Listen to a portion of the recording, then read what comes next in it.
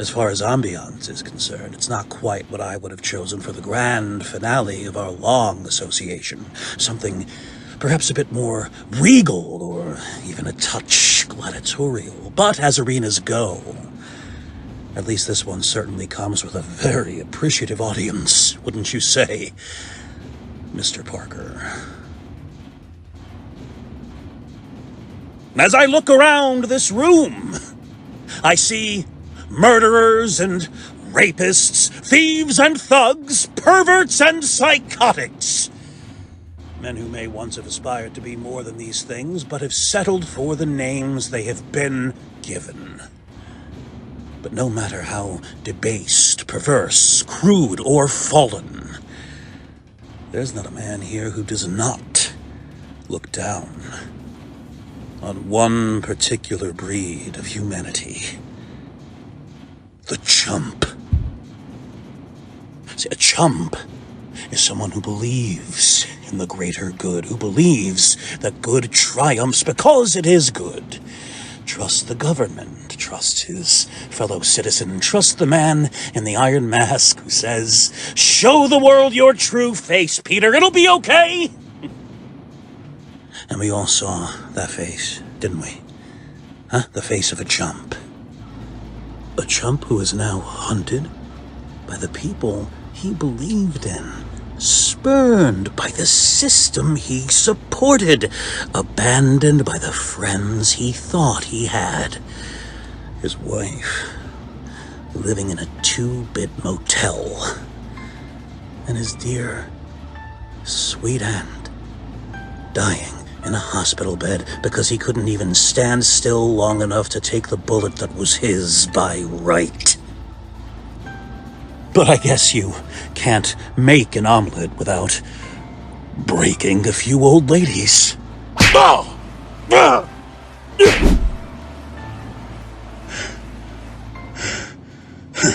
Even his usual sense of humor and devil-may-care attitude seems to have abandoned him. Must be terribly distressing and unfortunate to have absolutely nothing left in life except the desire for revenge. Which is especially unfortunate since once you've made a mockery of everything you stand for and victimized the women you said you loved, really, what's left except humor?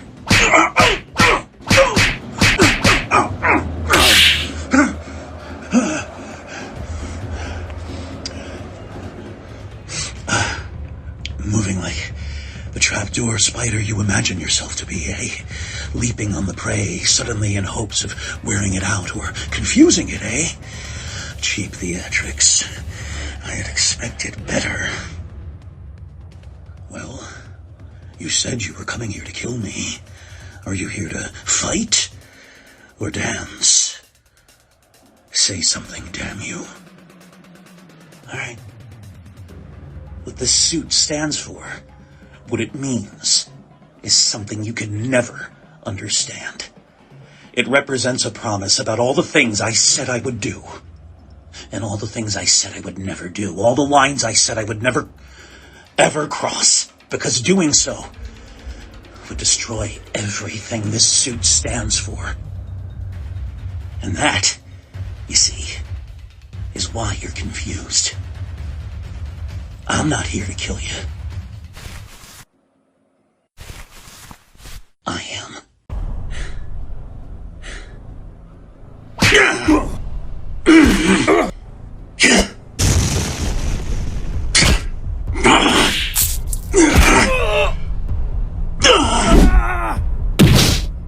You forgot something, Fisk. Something you should have remembered before you decided to put a bullet through someone too old and frail to get out of the way. And it's this. For all your money, for all your cruelty, for all your big talk, you don't have any real power. You can't fly, can't stick to walls, can't turn into living flame, or stretch out across a 20-foot room. At the end of the day, you're just a fat man with an attitude. A balloon, just waiting for someone to stick a needle in it. And me? I'm the needle.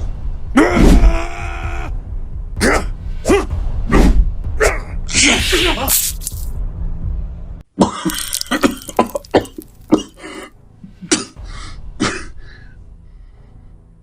you. Swear to God, I'll kill. Get up, Fisk. I said get up. Go to hell. I'll get up when I can't.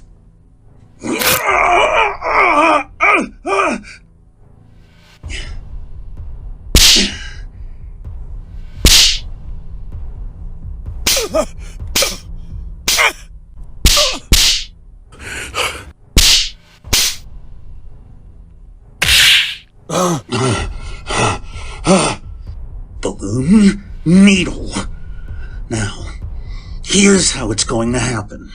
I pour a stream of webbing deep into your throat, your esophagus all the way down into your lungs, filling them completely. The only way to remove it surgically would be to cut out your lungs, which could not possibly be done before you die from lack of oxygen.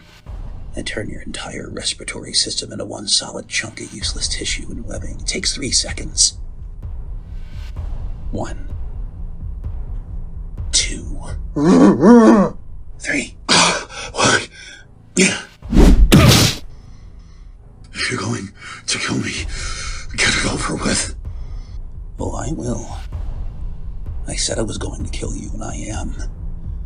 But I didn't say I was going to do it today.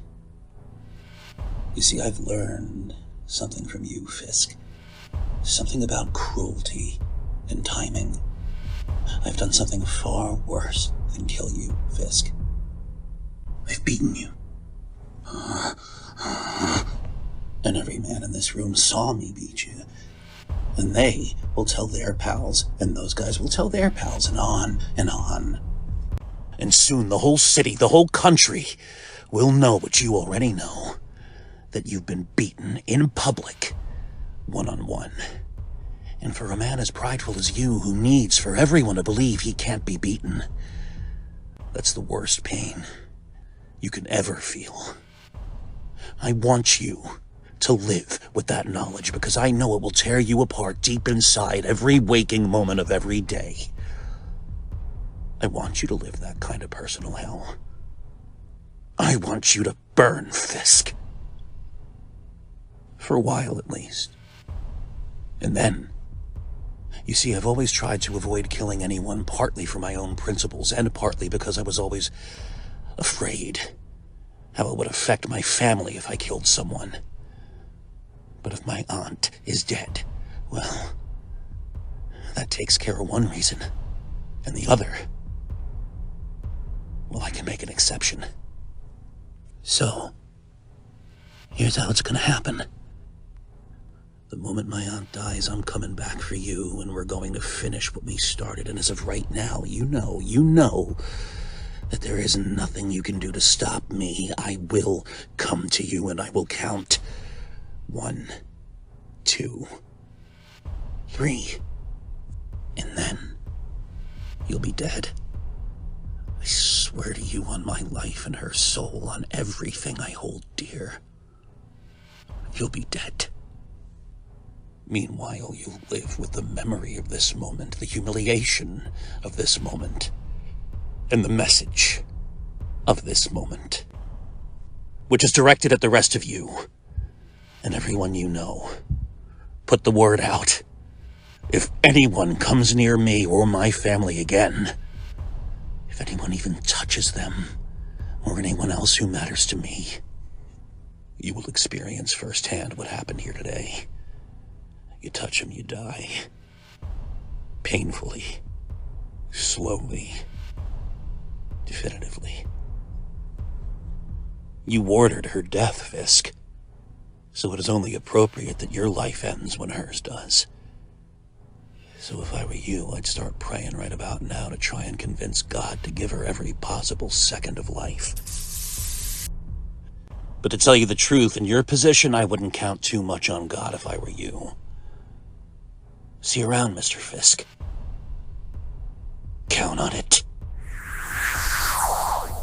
What